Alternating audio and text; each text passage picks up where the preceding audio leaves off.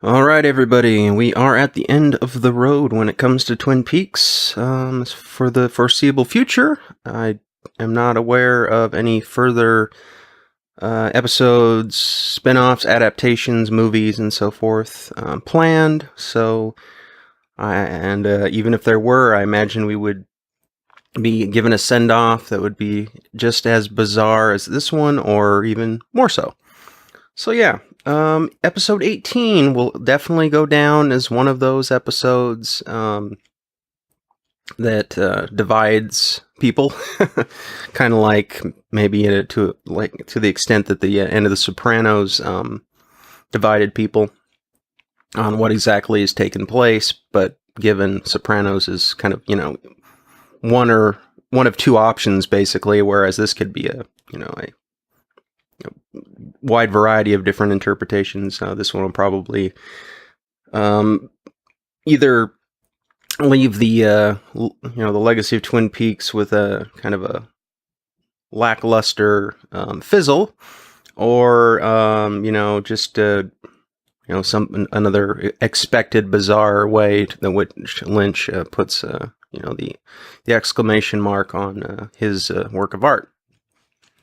And I'll give my overall opinion on the episode ending as far as what I think ultimately, if it was a failure or a success, and whether or not, in another episode, I'll do more of an overall review and decide whether or not season 3 was ultimately a failure or ultimately a success. So yeah, basically we start off kind of where we ended up from our previous episode, where we have Cooper, at least while Cooper's still outside the lodge, with the time-traveled incident of going back and trying to save Laura from being murdered by her father, inhabited by Bob. And meanwhile, we also have the doppelganger Cooper basically burning up into smoke and shadow, perhaps, because remember, this is the shadow self. So the fire is indicative of magic, and as well as the soul, and we have that kind of black smoke around it. So we kind of have that evil presence, that black fire that Hawken meant, and he vanishes, not necessarily for good. That's another thing we'll have to delve into, is whether or not the laws of the Black Lodge and how it works, and from the original run, it has been replaced by new laws, or if we've got mainly a lot of contradictions and so forth. Because, to be honest, I'm starting to wonder what the significance of the prequel movie's ending was, given how the third season seems to have contradicted a bit of it. We get Mike using the seed, or the kind of the soul of the construct, in that little kind of golden ball, and a piece of Dale Cooper's hair, which obviously contains his DNA, and makes a construct for Janie E and her son Sonny Jim to return as Dougie Cooper. Whether or not he has been stripped of his memories again is not completely certain, because obviously he doesn't know where he's at, and he talks in that childish Dougie tone, and says he's home. So I think he's basically been returned to kind of the doesn't talk very much type of Dougie that we first saw. So it's definitely not Agent Cooper 2.0. Otherwise, I think if that were the case, that we would have some problems with these differing realities going on. So thankfully, we don't have a cloning thing going on of Cooper, other than this one. That could introduce a whole nother convoluted issue to the story overall. And then, after Cooper fails to ultimately, or at least at some point, we assume fails to keep hold of Laura's hand, and she screams in the same fashion that she screamed at the lodge in the beginning of this season, where she was kind of ripped away from the lodge. And then Leland, instructs Cooper to go and find her. It happens once again, and we see Cooper end up in his familiar chair with Mike across from him, with the very important line or question, is it future or is it past? And I think if you can reword that to fit the narrative loop of this Twin Peaks universe, as whether or not is it the beginning or is it the end? Is it the beginning of the story or is the story concluded? And also remember in last episode that Cooper said that the past, determines the future. And then we know that in this case, Cooper going back to the night of Laura's murder and trying to save her would ultimately dictate a different future, or at least change the future in some cases. And the scene that we're getting here right now is almost a reversal back to the beginning of at least where we were when we started the show. So we've got to wonder if these choices that are being made by our protagonists are Cooper, specifically, since he's kind of the focal point of all of this, because, I guess you could, it's not really a point of view character, because obviously this isn't written in a book, but he's kind of his observations of reality are kind of what we have to go on, and to kind of decide what has changed and what has remained the same.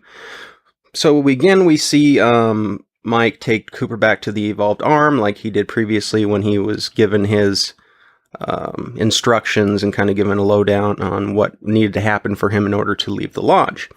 But this time, the evolved arm has a completely different line, and he basically asks him the question almost like, is it the story of the little girl that lived, down the lane? And he's wondering, and it's almost like he's just speaking in this generic terms of this, this story of a young girl that lived down the road, this, small town type girl that, is almost kind of could be anybody, it's not like the arm or Mike refer to Laura specifically or talk about the doppelganger or anything like that. So it's almost like they're at a new starting point. Because he's when he says asks him, is this the story of the little girl that lives down the lane, and he's asking him it's almost like he's asking him if he even knows, or the arm is even unaware of there's anything specific as far as whether it's Laura or anybody else. So it's it's definitely an important part because Cooper is starting to kind of wonder, and seems a bit confused, especially when once again Laura talks to him and he seems confused and almost alarmed. So again, we have a situation where Laura says something to Cooper in the lodge that is kind of the ultimate answer to possibly the story. Because remember, she tells Cooper in the dream who killed her. And that was like the question for the entire Laura Palmer storyline was who was the murderer. So her unheard whispers in his ear that are eventually revealed were the most important words spoken, in the story up to that point, as far as bringing us to our conclusion. And once again, she gives him leans in, whispers into his ear, and this time we actually hear him, say out loud, kind of in alarm. And then right after that, Laura is ripped away, just like she was in the first episode of this, the return season. And then we've got Cooper basically meeting Leland again. Leland is talking, but he doesn't say the exact same. He says the same thing, but it's obviously been re-recorded and said differently. It's not just a rehashing of their first encounter. His tone of voice and everything is different. So it's almost like things have been reset, and now Cooper is officially able to make his way outside of the Black Lodge with the information that Laura gave him that she whispered in his ear. And he finally, so it's, at least at this point, we know that he's escaped the Black Lodge. So we seem, because his doppelganger has basically been destroyed. he's gone through the curtain. The curtain has disappeared behind him, and we have the real world or real life Diane there waiting for him. And of course, they're asking each other if they really are who they say they are, because when you know whoever, nobody can be completely certain of who comes out of that from those curtains when it comes to the lodge. But we saw, of course, that the doppelganger was destroyed. So it's not like they just pulled another fast one and the doppelganger came out again. So we can assume that this is Dale and Diane in the flesh, the original two. And then we get to a kind of the whole shifting point of the story, and where everything starts to get really weird. And basically, that's with Cooper's choice to try to use the coordinates of one of the locations, particularly where Evil Dale almost got pulled back into the lodge where he crashed his car. And he's there with Diane, and he's driving with, and we don't really know his ultimate motivation, though I will assume that he's on the hunt for Laura Palmer again. That whatever I don't know what she whispered into his ear, but I think it has something to do with, it wasn't my father killed me, because obviously he knows that. But I think it almost has something to do like that with either how he can ultimately save her, or that, she can never be saved, or something like that. But Cooper is such, a man of his, law and order man, that wants to solve the crime with, he's got the heart of gold and everything, that he's determined to defeat the obstacle in front of him. So I don't know if that's kind of the motivation he has or if he's ultimately trying to escape from this particular reality in which, the Laura Palmer case and everything was solved, or at least we assume, and he's trying to jump into a different reality with Diane, who's kind of the only person, I guess, that he's in love with now, to wherever this kind of place in between that this electrical current exists, that like I said, that he obviously knew specifically where it was. So it must have been one of the set of coordinates that maybe Major Briggs had given, or maybe it's something he discovered or in some other means. But he obviously doesn't have a firm grasp on what exactly is going to take place. She's really reluctant, he's wondering, are you really sure that you want to do this? And then he says, basically, kiss me just in case things may not be the same once we get to the other side, essentially.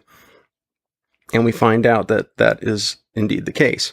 But what's interesting is they travel through, and then we get to a scene that we've seen quite a bit with Doppelganger Dale's scenes of this dark night highway, driving along. It always seems to be something that he was shown doing most of the time, whether with Ray or on his own with when he had that pickup truck and he was going to find the location of the convenience store, where Richard ultimately ended up catching up to him.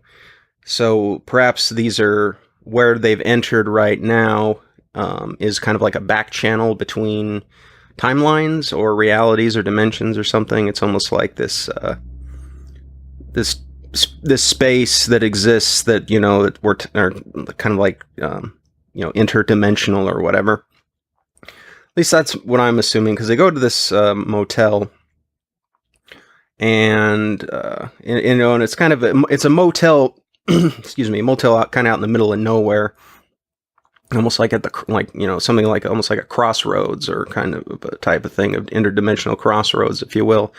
This is kind of the vibe I get from it, because we not only do we get there through this this portal or warp point, wherever, we also see Diane looking at a double of hers that looks around the corner of the little support beam there, and look, dressed exactly the same. So perhaps that's significant of her leaving her previous self at this point, or interchanging, because I don't know if that's supposed to be a doppelganger or not, or if that's like the old Diane is being left here, and then the new Diane or whatever that becomes whoever it is ends up in this, when they wake up the next day, when they become these different people.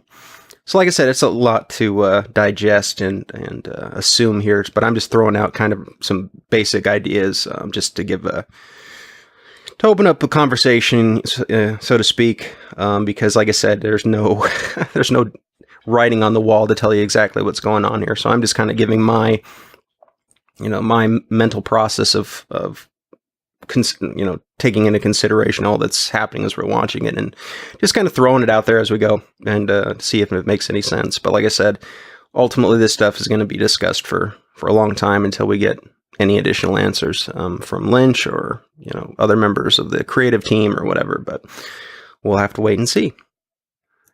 And the song that plays before Diane and Dale have sex, I believe, is the same one that the young girl in New Mexico was listening to over the radio before the woodsman, or the head woodsman, or whatever you want to call it, broke into the radio station and started speaking that mantra about the water in the well that put everybody into a kind of a trance, or caused them to fall asleep. So it's very interesting, choice that they play this, and that kind of, I would think, would hint at something not necessarily right here with what they're doing right now. I'm not doing right now, but where the choices they've made to go to this kind of bizarre place, and we see how that it doesn't ultimately end up as they anticipated it would be. And that could be, or that being Diane and Dale. All right, so yeah, while they're making whoopee, as they used to say on the Newlywed Game, we see Dale has kind of a he's a stone-faced, unemotional face, and Diane is still trying to continue the act, but we see that she's getting distraught and almost at the point of tears, and so that she covers up the face of Dale, and doesn't want to look at him because she's just kind of staring lifelessly at her. And I think my interpretation of this is that they've changed over from their original identities to the new identities that we find out soon based on the names used in the letters. Even though perhaps Dale still thinks, or doesn't. Maybe Dale still thinks that he is Dale, or that his name is Dale Cooper. I know that he still thinks he's in FBI law enforcement, but we see the name written presumably by Diane using a different name is kind of what I assume is the point where this transitioned from who they were before they entered into that little interdimensional space to where they came out through on the other end, to where Cooper is currently right now as he wakes up in the morning. And remember, Richard and Linda, I do believe, are mentioned by the fireman to Dale, or the fireman to Dale, in the very beginning of the season 3. So, and he was mentioning a location of where they were, which is kind of interesting because, like I said, is it future or is it past? And so I think at least when he wakes up, Dale still assumes that he is, Dale Cooper, but I think he's slowly starts to kind of realize that perhaps he's either trapped in a alternate set of events that are ultimately playing out differently with the same intended outcome of, at least that he wants, as far as saving Laura Palmer, or trying to find this person named Laura Palmer. But now we can tell that definitely there's something different about the world that has changed. Because obviously Diane is under the identity of Linda now, and obviously when she looked at his face when they were making love, it was like she had forgotten who this person was, or something like that. So she definitely changed. So like I said, if Cooper is our point of view character, so to speak, then he may be the one variable that doesn't change, when it comes to these alternate paths or alternate timelines or realities or whatever. So it's almost like he's stuck in this. I don't know if he's stuck in this loop trying to solve this Laura Palmer case now, and it doesn't matter how many times he ultimately succeeds or fails. It resets itself, because remember later on he starts to, at least at the very end, starts to question, or wonder exactly when he is currently at as far as the current year and whatnot. But we see him go into Judy's, which, obviously the name of the place is not is a coincidence, but not. He goes in, basically is looking for an address of who he believes or woke up and believes is Laura Palmer, as we'll soon see. Some rednecks harass the waitress. He pulls, his typical badass FBI stuff. His mindset and attitude in the cafe or whatever, especially when she's asking if he wants coffee, it's very un-Cooper-like. I almost expected him to make the damn good cup of coffee, comment that he made at the Great Northern to the waitress there. So there's something definitely about him that's changed, and it may be the same thing that Linda commented on that she doesn't recognize anymore. So he does get the address of who he thinks to be Laura Palmer. And this is, I think, Odessa, Texas. Pulls up to her house. We see, of course, that number 6 on the light pole again. So we know that, I think these are kind of signs that there's some other power at work that's playing this game with Cooper. Perhaps, because like I said, that number 6 pole shows up at the trailer park. It shows up here. It's showing up at different geographical locations. So there's some other power of sorts that I think is involved in this. Ultimately, it's not sure who or what it is, if it's a lodged entity or not. Like I said, it's very difficult to say, but we do see these reoccurring things that may just be indicative of this, like I said, this storyline or whatever that, Cooper is having to repeat, as that being one possible explanation of what's going on here. All right, so we get who we think is Laura Palmer, but is actually Carrie Page, who actually has no clue what's going on here, basically. But do notice that when Dale mentions Leland, she has no clue. She mentions Sarah. The way that the actress plays this part out, I'm assuming, is letting us know that is indeed, there is some connection with a person named Sarah, that her mother or not. That looks like it obviously startled her a bit or shook her up a little bit. So, and I think that's important for what's coming, or what I mentioned in the previous episode with the notion that Sarah in that other original loop or timeline was eventually overtaken or possessed by that the spirit of, or the power that Judy embodies. Notice we've got a dead guy in there that she shot, and we see the white horse on the mantle. So definitely, even this Laura, or this incarnation of what possibly could be another Laura Palmer as a different person, is also, a life that has become tragic. And so this goes to show that, perhaps every iteration of Laura Palmer's life will be one of tragedy and end tragically. So one possibility, one way of looking at it.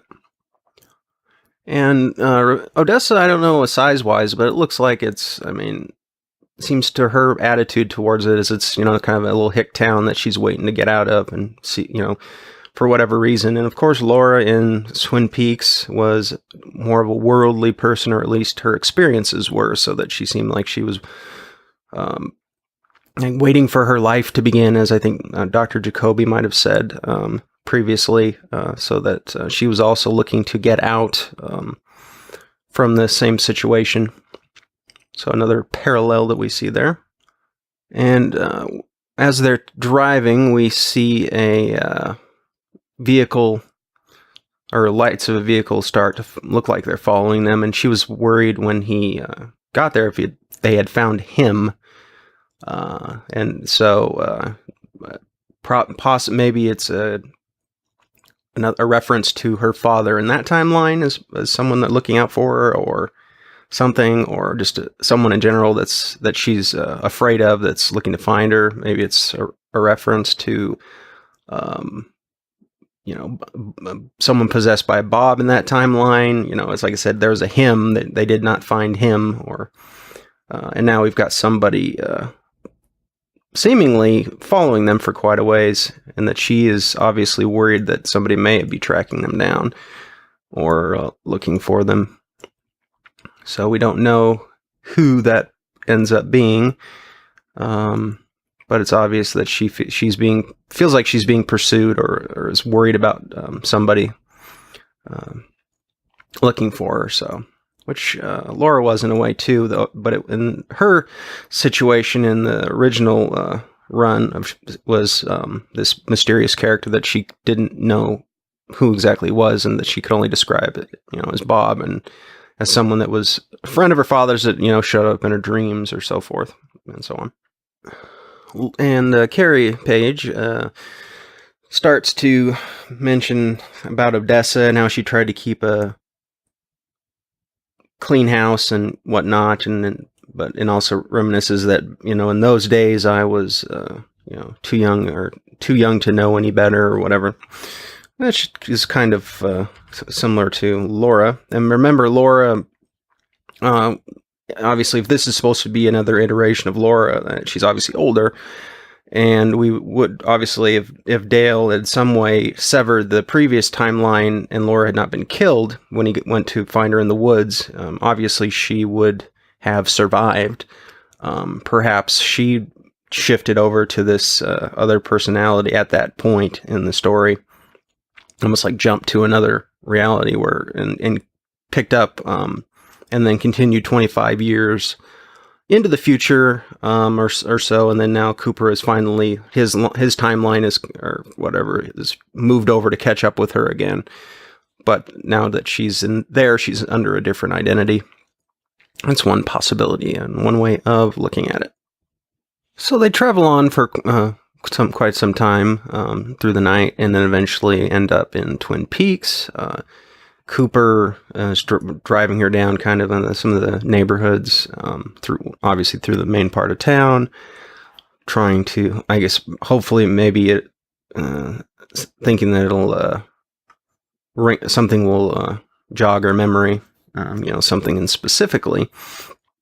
And eventually they pull up to the Palmer residence, or what Dale here assumes is the Palmer residence.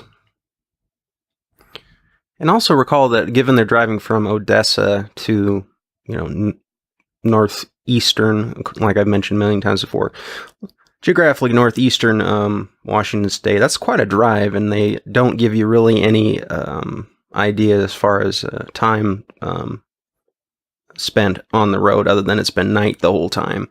And like we've seen like they said earlier, when they were traveling on night, it was almost like they were traveling on some kind of a back channel. So I'm not sure if it's supposed to be hinting that may be a situation where they're traveling in a similar manner, or they're just building up this, kind of darkness and foreboding and kind of isolation that Cooper would possibly feel, and this Carrie Page, or the Laura character, would feel, when being kind of juxtaposed into this kind of bizarre timeline or reality. It's always about it, and it's also about immersion for the audience when you've got that kind of, you've got the driving at night and, no real distraction, and if you're focused on it, it draws you in as well. So it's a stylistic approach to, creating a kind of a surreal effect by kind of having this slow, drawn out nighttime drive scene. All right, so Cooper takes Carrie by the hand, and they go up to the door. He introduces himself as FBI special agent and asks if Sarah Palmer is there. And just to let you know, this, from what I've read, that this woman at the door is actually the actual owner of the house. So that she was, brought in. It's kind of cool to include her, as giving her a chance to be in probably one of the more memorable finales in television history. It's interesting. He asks her some questions, asks about the ownership of the house, and remember, if you will, that Miss Chalfont is someone who is mentioned in the prequel movie. And Miss Chalfont is also Mrs. Tremont, if you recall from the show, the lady with the grandson, who we also saw amongst the denizens of the lodge, but was also seemed to be aiding Laura in trying to find out who Bob really was. So hard to tell what their motives are. So this house has a supernatural significance to it, given that name is associated with it. Because remember, Donna in the episode went and visited that trailer near Harold Smith's, went in, talked to Mrs. Tremont and her son, or grandson, I'm sorry. It's actually played by David Lynch's son. And then returns later on, and the woman that's there no longer, doesn't have a clue who this old lady was, doesn't have any children, and so on and so forth. So we're given a kind of a stonewalled attempt. We're kind of stonewalled here because we don't have Sarah Palmer here. We do have a lady that we've never seen before, who we assume is the rightful owner, who's talking to somebody off screen. Assuming it's just supposed to be her husband, but the mention of the Chalfont is that's kind of like a dun dun dun, type of moment, like a holy shit type moment. So that, something else is at play here, and so there's definitely something is up with the Palmer house in general. So not in the sense of a haunted house, because that would be kind of a bit corny, but there is some supernatural significance or tie-in with the house, because we know that the people that were registered as owners were actually those that were existing in the convenience store upper area, and also it made appearances in both the prequel and the series as entities of the supernatural kind. So yeah, that's a big hint that something is not right here, because if she had mentioned somebody that had not ever been in the story, and it was just kind of like some name that meant nothing, then it would have been quite significantly different outcome. And then we get, lo and behold, the name of this woman is Tremont, Alice Tremont. So perhaps she is not who she seems. Because that name is, like I said, we had Chalfont and Tremont. So she may be the actual Tremont to the, that was there, and that there was sharing, that the house in a different part with the other person that showed up. Like with the trailer with Mrs. Tremont and the grandson, and then the actual Mrs. Tremont. So one showed up only for Donna when she made an appearance there, when the other one was gone, and then when she showed up again, it was the actual person. So so we get right after that Chalfont. She says that her name is Tremont. So those names should ring a bell for Dale Cooper for certain. So yeah, Cooper basically took her all the way from Odessa to Twin Peaks, which for absolutely nothing other than a couple name drops, which may or may not have some significant part to play in the conclusion or the resolution of all this. All right, so we get a pretty cool ending here. Dale is kind of confounded, and Carrie is a bit confounded as well. And then Dale pops the question of, what year is this? And normally, if Carrie was assuming who she says she was, you would think she would say, oh, it's 2017, or it's 2009, or 1999, or whatever. But she can't recall what year it is either. So I think that question is almost kind of drawing her underlying consciousness of actually being Laura out into the forefront, and then she again stares at the house and we hear the sound of Sarah Palmer calling out Laura's name. Carrie or Laura then stares at the house for a moment and begins to start to tremble, then screams out in terror. Then we see the house, we see the lights all dim and kind of a boom, and all the electricity goes out, and then we fade to black with her scream kind of resonating out into the darkness. So yeah, I think at that moment she realizes where she is at and who she is. But we don't know what that leads to. It's interesting. Something's up with that house for certain, and something that she saw or remembered at that point drew her, her latent or hidden memories back in. And then we get the big tease, the big kind of I don't know, I would call that an FU, but it's the whole damn credits is her whispering in his ear, right, telling us what. Basically, she's telling him, I would assume, the answer to the question that we're all asking right now. So it's kind of a ultimate waving a clue right in front of your nose, but you can't tell what it is, and then pulling it away at the last second. Yeah. So ultimately, I mean, after watching it, and I had to watch it a few times to appreciate the episode and watch 17 and 18 to get a grip on all that was taking place before. My initial watch through of the episode 18 was probably, like a lot of people, was kind of a bummer. But after you have it, as I said, it's Lynch. There's not going to be a cut and dry spoon-fed answer. There's always going to be open ends. There's never going to be an absolute way to conclusively state what is and what isn't going on, because that's how he likes to do it. He likes his audiences to be able to use their imagination to fill in some of the gaps and come up with their own ideas. I mean, that's basically what you have to expect when you experience a Lynch piece of art, whether it's Lost Highway, whether it's Blue Velvet. Blue Velvet is a little bit more straightforward, but like Lost Highway is, if you want to on another kind of mindfuck and mind trip, go watch Lost Highway. It's another kind of film that does all the same stuff, even more, just like how this episode messed with you. If you enjoy the twists and everything, Lost Highway is definitely up your alley.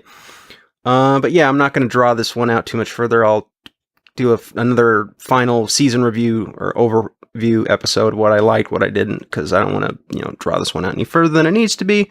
Just stick with the episode itself. So I'll be working on that, and I'll try and get it up as soon as I can. But for now, enjoy this video, comment, subscribe, like, and all that good stuff. And I'll see you next time. Take it easy.